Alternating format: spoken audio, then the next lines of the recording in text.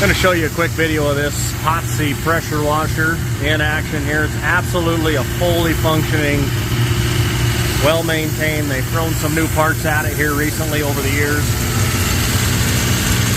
2,000 PSI, 4 gallons a minute with a burner. Going to sell with what looks to be about a 25-foot electrical cord. Going to sell with a wand, and I think this is a 50-foot hose. Going to sell as one money, one package. It's a HOTSY 980A model in Cardwell, Montana, selling as part of the London Hills Potato Equipment Liquidation Auction.